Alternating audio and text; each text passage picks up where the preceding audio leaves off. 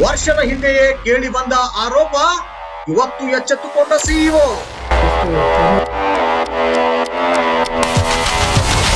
ಕೆಳ ಹಂತದ ಅಧಿಕಾರಿಗಳು ಅಂದ್ರೆ ಇವರ ಕೈಗೊಂಬೆಣ. ಅವೈಜ್ಞಾನಿಕ ಆದೇಶಕ್ಕೆ ಸಿಡಿದೆದ್ದ ಪಿಡಿಒಗಳು. ಉದ್ದೇಶಪೂರ್ವಕವಾಗಿ ಒಂದಿಷ್ಟು ಪಿಡಿಒಗಳನ್ನ ಟಾರ್ಗೆಟ್ ಮಾಡೋದು, ಒಂದಿಷ್ಟು ಪಿಡಿಒಗಳಿಗೆ ಸಪೋರ್ಟ್ ಮಾಡುವಂತ ನೇಚರ್ ಇರುವಂತ ಅಧಿಕಾರಿಗಳ ವಿರುದ್ಧನೂ ನಮ್ಮ ಹೋರಾಟ ಐತಿ. ಸಿಇಒ ಆದೇಶಕ್ಕೆ ರಾಜ್ಯ ನ್ಯಾಯಮಂಡಳಿಯಿಂದ ಬ್ರೇಕ್. ಇಲಾಖೆಯನ್ನೇ ಅನುಮಾನದಿಂದ ಕಾಣುವಂತೆ ಮಾಡಿದೆ ಹಿರಿಯ ಅಧಿಕಾರಿಗಳ ನಡೆ.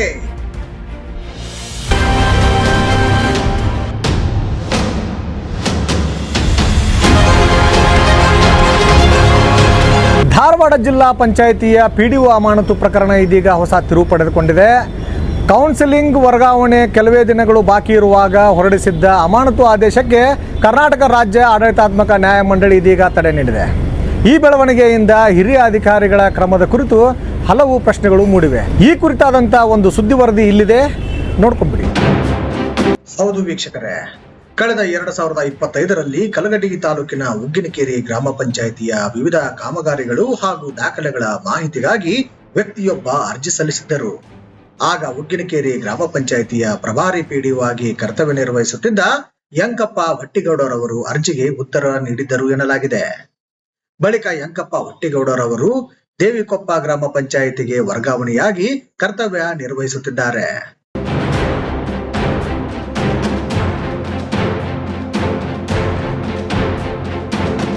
ಈ ಮಧ್ಯೆ ಅರ್ಜಿಗೆ ಸಂಬಂಧಿಸಿದಂತೆ ತಾಲೂಕು ಕಾರ್ಯನಿರ್ವಾಹಕ ಅಧಿಕಾರಿಗಳು ಸಲ್ಲಿಸಿದ್ದ ವರದಿ ಸುಮಾರು 1 ವರ್ಷದ ಹಿಂದೆಯೇ ಜಿಲ್ಲಾ ಪಂಚಾಯಿತಿ ಮುಖ್ಯ ಕಾರ್ಯನಿರ್ವಾಹಕ ಅಧಿಕಾರಿಗಳಿಗೆ ತಲುಪಿತ್ತು ಎನ್ನಲಾಗಿದೆ. ಆದರೆ ಇದೀಗ ಅದೇ ವರದಿಯನ್ನು ಆಧಾರವಾಗಿಟ್ಟುಕೊಂಡು ವರ್ಗಾವಣೆ ಕೌನ್ಸಿಲಿಂಗ್ಗೆ ಕೇವಲ 3 ದಿನಗಳು ಬಾಕಿ ಇರುವಾಗ ಮಾತ್ರ ಪಿಡಿಒ ಯಂಕಪ್ಪ ಅವರನ್ನು ಅಮಾನತುಗೊಳಿಸಿ ಆದೇಶ ಹೊರಡಿಸಲಾಗಿದೆ. ಇದೀಗ ಈ ಕ್ರಮವೇ ಪ್ರಶ್ನಾರ್ಥಕವಾಗಿದೆ. ಈ ಕುರಿತು ಸಿಇಒ ಅವರನ್ನೇ ಪ್ರಶ್ನಿಸಿದಾಗ ಹೇಳಿದ್ದು ಹೀಗೆ. ಸರ್, ಈಗ ದೇವಿಕೊಪ್ಪ ಗ್ರಾಮ ಪಂಚಾಯತಿ ವಿಭಾಗದೊಳಗಡೆ ಸರ್ ಯಂಕಪ್ಪ ಅಂತಕ್ಕಂಥ ಒಬ್ಬ ಪಿಡಿಒನ ಅಮಾನತು ಮಾಡಿ ಒಂದು ಆದೇಶ ಹೊರಡಿಸಿದ್ರಿ. ಏನು ಸರ್ ಆ್ಯಕ್ಚುಲಿ ಅದು ಏನು ವಿಚಾರ ಸರ್? ಅದರಲ್ಲಿ ಒಂದು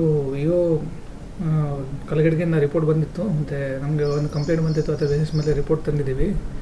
ಅಲ್ಲಿ ಕೆಲವು 15 ಅವಕಾಶದಲ್ಲಿ ಮತ್ತು ಬೇರೆ ಬೇರೆ ವಿಷಯ ಸಂಬಂಧಪಟ್ಟಂದಲ್ಲಿ ಅವರು ಕೆಲಸದಲ್ಲಿ ನಿರ್ಲಕ್ಷ್ಯತೆ ತೋರಿಸಿದ್ರಂತ, ಮತ್ತು ಯಾವುದಾದ್ರೂ ಕೆಲಸ ಮಾಡುವ ಸಂದರ್ಭದಲ್ಲಿ ಕೊಟೇಶನ್ ತೊಗೊಳ್ಳಾರ್ದೇನೆ, ಮತ್ತು ಕೆಲವು ಕಡೆ GST ಭಾಳಷ್ಟು ಬಿಲ್ಸ್ಗಳಲ್ಲಿ GST ಫೈಲ್ ಮಾಡಿಲ್ಲ, ಮತ್ತು ಲೋಕಲ್ಲಿ ಕೂಡ ಸರಿಯಾಗಿ ಕೆಲಸಕ್ಕೆ ಸ್ಪಂದನೆ ಮಾಡ್ತಾಯಿಲ್ಲ ಅಂತಲೇ ಲೋಕಲ್ ಕಂಪ್ಲೇಂಟ್ ಬಂದಿತ್ತು. ಅದು ಆದಮೇಲೆ ಇನ್ಕ್ವೈರಿ ಮಾಡಿದ್ದೀವಿ. ಇನ್ಕ್ವೈರಿನಲ್ಲಿ ರಿಪೋರ್ಟ್ನಲ್ಲಿ ಇವಾಗ ಹೇಳಿದ್ದೀವಿ ಇನ್ಕ್ವೈರಿ ಮಾಡ್ಕೊಳ್ಳೋಕ್ಕೆ. ಆ ರಿಪೋರ್ಟ್ನಲ್ಲಿ ಇದು ಎಲ್ಲ ಅಪಾದನೆ ಏನಿದೆ ನಿಜ ಇದೆ ಅಂತ ರಿಪೋರ್ಟ್ ಬಂದಿತ್ತು. ಅದು ಆದಮೇಲೆ ನಾವು ಅಮಾನತುಗೊಳಿಸಿದ್ವಿ. ಘಟನೆ ಯಾವಾಗ ನಡೆದಿತ್ತು ಸರ್? ಇದು ಈ ಒಂದು ಆರೋಪ ಕೇಳಿ ಬಂದಿದ್ದು ಯಾವಾಗ ಸರ್? ಅದು ಮೇ ಬಿ 1 ವರ್ಷ ಆಗಿರಬೇಕು. 1 ವರ್ಷ ಆಗಿದ್ಮೇಲೆ ಅದನ್ನು ರಿಪೋರ್ಟ್ ಎಲ್ಲ ಮಾಡಿಸಿದ್ವಿ. ಈ ವಿಷಯ ನಿಮ್ಮ ಗಮನಕ್ಕೆ ಯಾವಾಗ ಬಂದಿದೆ ಸರ್? ಈಗ ಜಸ್ಟ್ 1 ವರ್ಷ ಹಿಂದೆ ಬಂದಿತ್ತು. ಅದು ಆದಮೇಲೆ ಇನ್ಕ್ವೈರಿ ಮಾಡಲಿಕ್ಕೆ ಹೇಳಿದ್ದೀವಿ. ಇನ್ಕ್ವೈರಿ ಮಾಡಿದ್ಮೇಲೆ ರಿಪೋರ್ಟ್ ಬಂದಿತ್ತು. ಅದು ಮತ್ತೆ ಮಧ್ಯದಲ್ಲಿ ಕಂಪ್ಲೇಂಟ್ ಬರೋಕ್ಕೆ ಮತ್ತೊಮ್ಮೆ ಶುರು ಆಗಿತ್ತು. ಅದಾದಮೇಲೆ ಮಾಡಿಸಿದ್ವಿ. ನನ್ನ ಪ್ರಶ್ನೆ ಏನಂದ್ರೆ ಸರ್, ಈಗ ಜುಲೈ 15ರ ತಾರೀಕಿನ ದಿನ ಈ ಕೌನ್ಸಿಲಿಂಗ್ಗಿಂತ ಒಂದು 5 ದಿವಸಕ್ಕಿಂತ ಮುಂಚೆ ಸರ್, ಅಂದರೆ ಜುಲೈ 10ನೇ ತಾರೀಕಿನ ದಿವಸ ನೀವು ಪಿಡಿಒ ಯಂಕಪ್ಪ ಅವ್ರನ್ನ ಅಮಾನತು ಮಾಡಿ ಆದೇಶ ಹೊರಡಿಸ್ತಾರೆ. ಅಸಲಿ ಅಜೆಂಡಾ ಏನಾಗಿತ್ತು ಸರ್ ಅದರದ್ದು? ಅಜೆಂಡಾ ಏನಿಲ್ಲಪ್ಪ, ನಮಗೆ ಎನ್ಕ್ವೈರಿ ಬರ್ತದೆ ಪ್ರಕಾರ ಮಾಡ್ತೀವಿ. ಅಜೆಂಡಾ ಏನಿರ್ತದೆ ಅದರಲ್ಲಿ? ಅಂದರೆ ಈಗ ಈ ಒಂದು ಇವನ್ ಕೌನ್ಸಿಲಿಂಗ್ ಆದಮೇಲೆ ಇವನ್ ಯಾವುದು ಪಂಚಾಯತಿಗೆ ಹೋದ್ರು ಸಹ ಇಲ್ಲಿ ಹಳೆ ಪಂಚಾಯತಿನಲ್ಲಿ ತಪ್ಪು ಮಾಡ್ತಾರೆ, ಅದು ಬೇರೆ ಸಸ್ಪೆಂಡ್ ಆಗ್ತಾರೆ. ಅಲ್ಲಿನೂ ಮತ್ತೆ ಅಲ್ಲಿಂದ ಆ ಪಂಚಾಯತಿನ ಅವರಿಗೆ ಖಾಲಿ ಮಾಡಬೇಕಾಗ್ತದೆ.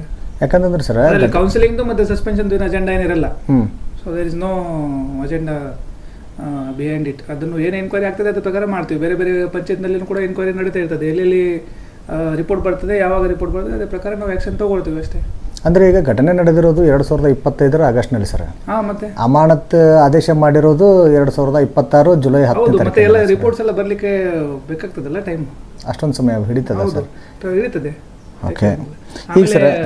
ಕೆಲವು ಕಡೆ ಏನಾಗ್ತದೆ ಇಮಿಡಿಯೇಟ್ ಆಗಿ ನಮಗೆ ಗೊತ್ತಾಗಿರುತ್ತದೆ.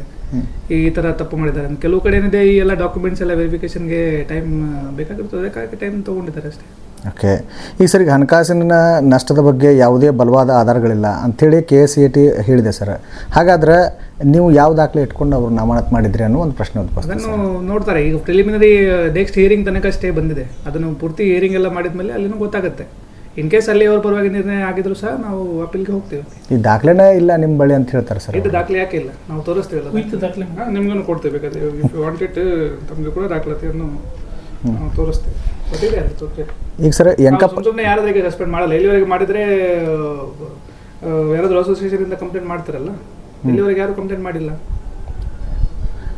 ಈಗ ಎಂಕಪ್ಪ ಅವ್ರಿಗೆ ಸರ್ ಕೌನ್ಸಿಲಿಂಗ್ ತಪ್ಪಿಸಿ ಬೇರೆ ಅಧಿಕಾರಿಗೆ ಆ ಜಾಗ ಕೊಡಬೇಕು ಅಂತೇಳಿ ಯಾವುದಾದ್ರೂ ರಾಜಕೀಯ ಒತ್ತಡ ಏನಾದ್ರು ಇತ್ತ ಸರ್? ಸರಿ, ಹಂಗಾದ್ರೆ ಸೂಕ್ತ ತನಿಖೆ ಇಲ್ಲದೇ ಆತುರವಾಗಿ ಅಮಾನತು ಮಾಡಿ ಇಲಾಖೆಗೆ ಮುಖಭಂಗ ತಂದಿಟ್ಟ ಬಗ್ಗೆ ಜವಾಬ್ದಾರಿ ಯಾರು ಹೊರ್ತಾರೋ ಅಂತೇಳಿ ನಿಮ್ಗೆ ಅನಿಸ್ತದೆ ಸರ್? ಉದಾಹರಣೆಗೆ ಸರ್, ಒಂದೇ ದಿವಸದೊಳಗಡೆ ನೀವು 10ನೇ ತಾರೀಕಿಗೆ ಕೊಡ್ತೀರಿ ಸರ್, ಅದಾದ ನಂತರ 2 ದಿನ ರಜೆ ಇರ್ತದೆ, 13ನೇ ತಾರೀಕಿನ ದಿವಸ ಅವರು ಅಧಿಕೃತವಾಗಿ ಅವರ ಕೈಗೆ ಸೇರ್ತದೆ. ಒಂದೇ ದಿವಸದೊಳಗಡೆ ಅವರಿಗೆ KSAT ಅವ್ರಿಗೆ ಒಂದು ತಡೆ ಆಜ್ಞೆ ನೀಡ್ತದೆ. ಸೊ ಇದೊಂದು ಇಲಾಖೆಗೆ ಒಂದು ಮುಖಭಂಗ ಅಂತೇಳಿ ಅನಿಸಲ್ಲ ಸರ್? ಇಲ್ಲ, ಆ ರೀತಿ ಏನಿಲ್ಲ. ಕೋರ್ಟಲ್ಲಿ ಹೋಗೋದು ಅವರಿಗೂ ಕೂಡ ಅಧಿಕಾರ ಇರ್ತದೆ. ಆಮೇಲೆ ನೀವು KT ಆರ್ಡರ್ ನೋಡಿದರೆ ಅದ್ರಲ್ಲಿ ನೆಕ್ಸ್ಟ್ ಹಿಯರಿಂಗ್ವರೆಗೂ ಸ್ಟೇ ಇದೆ ಅಂತಲೇ ಇದೆ. ಅದು ಮುಂದಿನ ಹಿಯರಿಂಗ್ನಲ್ಲಿ ಏನೇನು ದಾಖಲಾತಿ ಅವರಿಗೆ ಬೇಕಂತ ಅದು ಎಲ್ಲ ನಾವು ಕೊಡ್ತೀವಿ. ಒಂದು ಹಿಯರಿಂಗ್ನಲ್ಲಿ ಅದನ್ನು ಡಿಸೈಡ್ ಮಾಡ್ಕೊಳ್ಳೋಕ್ಕೆ ಆಗಲ್ಲ, ಏನು ದಾಖಲಾತಿ ಇದೆ ಇಲ್ವ ಅಂತ, ಏನೇನು ಅವರು ಕಾರ್ಯದಲ್ಲಿ ನಿರ್ಲಕ್ಷ್ಯ ತೋರಿಸೋದ್ರಿಂದ ಎಲ್ಲ ನೋಡಲಿಕ್ಕೆ ಆಗಲ್ಲ. ಅದನ್ನೆಲ್ಲ ನೆಕ್ಸ್ಟ್ ಮುಂದಿನ ಬರ್ತಕ್ಕಂಥ ಹಿಯರಿಂಗ್ನಲ್ಲಿ ನಾವು ತೋರಿಸ್ತೀವಿ ಏನೇನು ಇದನ್ನು ಮಾಡಿದ್ದಾರೆ ಅಂತ.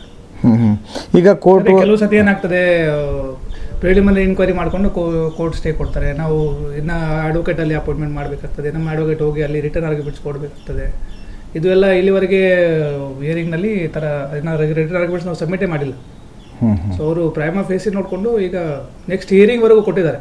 ಅದು ಏನು ಪರ್ಮನೆಂಟ್ ಆಗಿ ಸ್ಟೇ ಮತ್ತು ನಮ್ಮ ಆಜ್ಞೆ ಏನಿದೆ ಅದನ್ನು ವಜಾಗೊಳಿಸಲಿಲ್ಲ. ಇನ್ನು ನೆಕ್ಸ್ಟ್ ಹಿಯರಿಂಗ್ನಲ್ಲಿ ಗೊತ್ತಾಗುತ್ತೆ.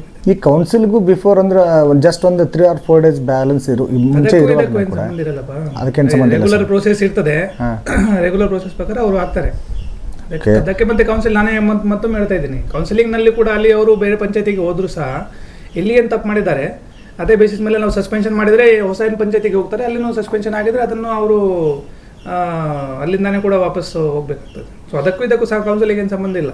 ಸೊ ನಾವು ಮತ್ತೆ ಕೌನ್ಸಿಲಿಂಗ್ ನಂತರ ಕೂಡ ಇನ್ ಕೇಸ್ ಸಸ್ಪೆಂಡ್ ಮಾಡಿದ್ರು ಸಹ ಆ ಜಾಗದಿಂದ ಅವರು ಹೋಗ್ತಾರೆ. ಅದು ಆದಮೇಲೆ ಮತ್ತೊಮ್ಮೆ ಯಾವಾಗ ರಿಜಿಸ್ಟ್ರೇಟ್ ಮಾಡ್ತೀವಿ ಆವಾಗ ಬೇರೆ ಪಂಚಾಯತಿಗೆ ಸೇಮ್ ಪಂಚಾಯತಿನೂ ಕೂಡ ಇಡಲ್ಲ, ನಾವು ಬೇರೆ ಪಂಚಾಯತಿಗೆ ಕೊಡಬೇಕಾಗ್ತದೆ. ಇದಕ್ಕೂ ಇನ್ ಕೇಸ್ ಇವರು ಕೌನ್ಸಿಲಿಂಗ್ ತೊಗೊಂಡು ಬೇರೆ ಜಾಗಕ್ಕೆ ಹೋಗಿ ಅಂತ ಅಸ್ಯೂಮ್ ಮಾಡಿ ಅದು ಆದಮೇಲೆ ಸಸ್ಪೆನ್ಷನ್ ಆದರೆ ಈ ಹೊಸ ಜಾಗಕ್ಕೆ ಏನು ಹೋಗ್ತಾರಲ್ಲ ಆ ಜಾಗ ಕೂಡ ಅವರಿಗೆ ತೊಗೊಳ್ಲಿಕ್ಕೆ ಆಗಲ್ಲ, ಅದನ್ನು ಮತ್ತೆ ವಾಪಸ್ ಬೇರೆ ಜಾಗಕ್ಕೆ ಹೋಗ್ತಾರೆ. ಇದಕ್ಕೂ ಏನು ಸಂಬಂಧ ಇಲ್ಲ.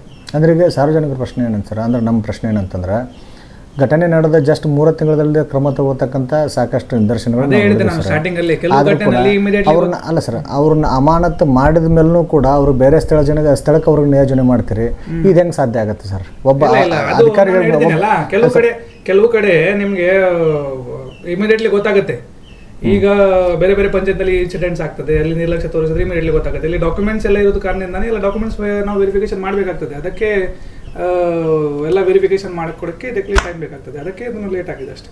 ಓಕೆ, ಹಾಗಾದ್ರೆ ಸರ್ ಈಗ ಕೋರ್ಟ್ ತುರ್ತು ನೋಟಿಸ್ ಕೊಟ್ಟದಲ್ಲ ಸರ್, ಈಗ ಆಗಸ್ಟ್ 19ಕ್ಕೆ ನ್ಯಾಯಾಲಯ ನೆಕ್ಸ್ಟ್ ಹಿಯರಿಂಗ್ ಡೇಟ್ ಇದೆ, ಏನು ಉತ್ತರ ಕೊಡ್ತೀರಿ ಸರ್ ಇಲಾಖೆ ವತಿಯಿಂದ? ಅದು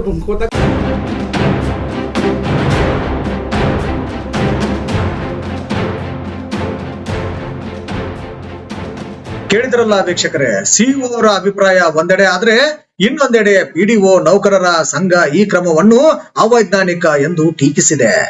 ಸಮಗ್ರ ಮತ್ತು ಪಾರದರ್ಶಕ ತನಿಖೆ ನಡೆಸಿ ತಪ್ಪಿತಸ್ಥರ ವಿರುದ್ಧ ಕ್ರಮ ಕೈಗೊಳ್ಳಬೇಕೇ ಹೊರತು ಇಂತಹ ಅಮಾನತು ಆದೇಶಗಳು ಕೆಳಹಂತದ ಅಧಿಕಾರಿಗಳಿಗೆ ಕಿರುಕುಳವಾಗಬಾರದು ಎಂದು ಸಂಘದ ಅಧ್ಯಕ್ಷರು ಹೇಳಿದ್ದಾರೆ. ಇದೇ ರೀತಿ ಮುಂದುವರೆದರೆ ಪ್ರತಿಭಟನೆ ನಡೆಸುವುದಾಗಿ ಎಚ್ಚರಿಕೆಯನ್ನು ಸಹ ನೀಡಿದ್ದಾರೆ. ಈ ಕುರಿತು ಅವರು ಏನು ಹೇಳ್ತಾರೆ ನೀವೇ ಕೇಳಿಸ್ಕೊಂಡ್ಬಿಡಿ. ಈಗಾಗಲೇ ತಮಗೆಲ್ಲ ಗೊತ್ತಿರೋ ಹಾಗೆ ಯಂಕಪ್ಪ ಹೊಟ್ಟಿಗೌಡರವರಿಗೆ 1 to 4 ಮಾಡಿ ಅವರನ್ನು ಅಮಾನತುಗೊಳಿಸಿದ್ದು ತಮಗೆಲ್ಲ ಗೊತ್ತಿರೋ ವಿಷಯ. ಅದು ಅವೈಜ್ಞಾನಿಕವಾಗಿ ಆದಂಥ ಅಮಾನತು ಅಂಥೇಳಿ ನಾವು ಈಗಾಗಲೇ ನಾವೆಲ್ಲ PDO ಒಳಗೂ ನಾವು ಮಾತಾಡಿದ್ವಿ. ಸದರಿ ವಿಷಯವನ್ನು ಈ ಅವೈಜ್ಞಾನಿಕವಾಗಿ ಅಮಾನತು ಮಾಡಿದ್ದನ್ನು ಅದನ್ನು ರದ್ದುಗೊಳಿಸಬೇಕು ಮತ್ತು ದೂರುದಾರ ಕಂಪ್ಯೂಟರ್ ಪ್ರತಿಯನ್ನು ಕೊಟ್ಟು ಅದಕ್ಕೆ ಯಾವುದೇ ಪೂರಕ ದಾಖಲಾತಿಗಳನ್ನು ಹಚ್ಚಲಾರ್ದನ ಅರ್ಜಿ ಕೊಟ್ಟಂಥದ್ರ ಮ್ಯಾಗೆ ಇವರು ತನಿಖಾ ತಂಡ ರಚನೆ ಮಾಡಿ ಅಧಿಕಾರಿಗಳನ್ನ ನೇಮಿಸಿ ಮಾಡಿದ್ದು ಅದನ್ನು ನಾವು ಖಂಡಿಸ್ತೀವಿ.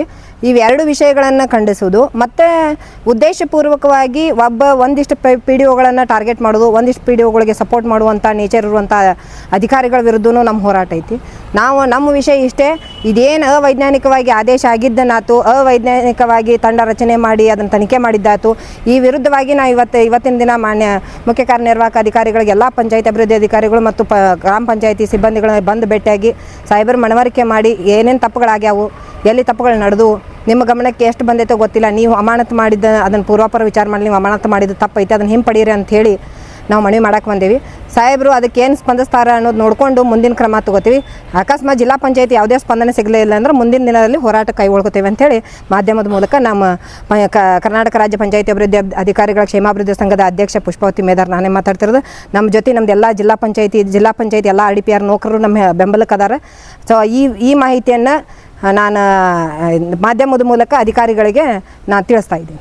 ಈಗ ಆಲ್ರೆಡಿ ಈಗ ವೆಂಕಪ್ಪ ಹೊಟ್ಟಿಗೌಡರ ವಿಷಯಗಳ ಕಡೆ KSAT ಕೊಂದು ತಡೆಯಾಜ್ಞೆ ನೀಡಿದೆ.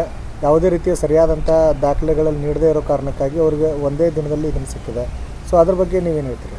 ಅದೇ ಸರ್, ಈಗ ಅವೈಜ್ಞಾನಿಕ ಅಂದಿದ್ದು ಅದೇ ಕಾರಣಕ್ಕೆ 1 ವರ್ಷದ ಹಿಂದೆ ತನಿಖೆ ಆಗೈತೆ ಅಂತ ರಿಪೋರ್ಟ್ ಕೊಟ್ಟ ನಂತರ ಆ ತನಿಖೆನೇ ತಪ್ಪು. ಫಸ್ಟ್ ಪೂರಕ ದಾಖಲಾತಿಗಳಿಲ್ಲದೇ ತನಿಖೆ ಮಾಡಿದ್ದೇನೆ ಒಂದೇ ತಪ್ಪು. ಆ ದಾಖಲಾತಿ ಇಟ್ಕೊಂಡು 1 ವರ್ಷ ನಂತರ ಇವರು ಕ್ರಮ ತಗೊಂಡಿದ್ದು ಇದು ಒಂದು ತಪ್ಪು. ಒಳ್ಳೆ ಈ ವಿಚಾರದೊಳಗೆ ದೂರುದಾರರುಗಳನ್ನು ಬೆಂಬಲಿಸಿ ಮಾಡಾಕತ್ತಾರೋ ಏನು ಅಧಿಕಾರಿಗಳನ್ನ ತುಳಿಬೇಕಂತ ಮಾಡತ್ತಾರೋ ಅನ್ನೋದು ನಮ್ಗೆ ತಿಳಿತಾ ಇಲ್ಲ. ಮತ್ತು ಅಲ್ಲಿ ನಮ್ಮ ಗ್ರಾಮ ಪಂಚಾಯತ್ ವ್ಯವಸ್ಥೆ ಒಳಗೆ ಸಿಬ್ಬಂದಿಗಳು ಕೊರತೆ ಐತೆ ಅಂತೇಳಿ ನಮ್ಮ ಸಮಸ್ಯೆಗಳನ್ನು ಹಲವಾರು ಸಮಸ್ಯೆಗಳನ್ನು ಅದಕ್ಕೆ ನಮಗೆ ಸ್ಪಂದನೆ ಸಿಗತ್ತಿಲ್ಲ.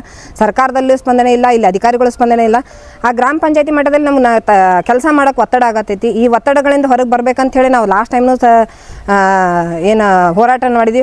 ಅದಕ್ಕೊಂದು ಹಂತಕ್ಕೆ ಸಮಾಧಾನಕರವಾಗಿ ಮಾತುಗಳನ್ನು ಹೇಳಿದ್ರೆ ಇನ್ನೂವರೆಗೂ ನಮ್ಗೆ ಇದನ್ನು ಪರಿಹಾರ ಸಿಕ್ಕಿಲ್ಲ. ಇವೆಲ್ಲ ವಿಷಯಗಳನ್ನು ನಾವು ಗಮನಕ್ಕೆ ತೊಗೊಂಬರ್ಬೇಕಂತ ಇವತ್ತೆಲ್ಲರೂ ಬಂದಿದ್ದೇವೆ ಸರ್. ಬಂದು ಅದನ್ನು ಮುಖ್ಯ ಕಾರ್ಯನಿರ್ವಾಹಕ ಅಧಿಕಾರಿಗಳಿಗೆ ನಾವು ಗಮನಕ್ಕೆ ತೊಗೊಂಬರ್ತೀವಿ.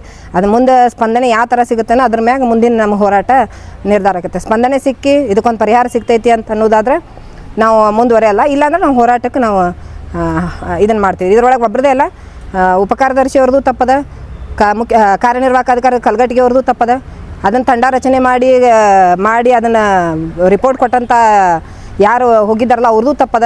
ಇವನ್ನೆಲ್ಲ ಕೂಲಂಕಷವಾಗಿ ಪರಿಶೀಲನೆ ನಡಿಬೇಕು. ಈ ವಿಚಾರದಾಗ ಮಾಡಲಾರದೇ ಅವೈಜ್ಞಾನಿಕ ಅಮಾನತನ್ನು ಮಾಡಿದ್ದನ್ನು ವಿರೋಧಿಸ್ತೇವೆ ನಾವು ಇವತ್ತಿನ ದಿನ. ನನ್ನ ಹೆಸರು ಪುಷ್ಪಾವತಿ ಮೇದಾರ್. ಕೇಳಿದ್ರಲ್ಲ ವೀಕ್ಷಕರೇ, ವರ್ಗಾವಣೆ ಕೌನ್ಸಿಲಿಂಗ್ನಲ್ಲಿ ಭಾಗವಹಿಸಲು ಸಾಧ್ಯವಾಗದಂತೆ ಮಾಡಿದ್ದ ಅಮಾನತು ಆದೇಶಕ್ಕೆ ಇದೀಗ ಕರ್ನಾಟಕ ರಾಜ್ಯ ಆಡಳಿತಾತ್ಮಕ ನ್ಯಾಯಮಂಡಳಿ ತಾತ್ಕಾಲಿಕ ತಡೆ ನೀಡಿದೆ. ಇದರೊಂದಿಗೆ ಹಿರಿಯ ಅಧಿಕಾರಿಗಳ ಕುರಿತು ಚರ್ಚೆ ಆರಂಭವಾಗಿದೆ. ಮುಂದಿನ ವಿಚಾರಣೆಯಲ್ಲಿ ಏನು ತೀರ್ಪು ಬರುತ್ತದೆ ಮತ್ತು ಆಡಳಿತ ಯಾವ ಕ್ರಮ ಕೈಗೊಳ್ಳುತ್ತದೆ ಎಂಬುದನ್ನು ಕಾದ ನೋಡಬೇಕಿದೆ. MR Dakhani, power city news, Hubballi.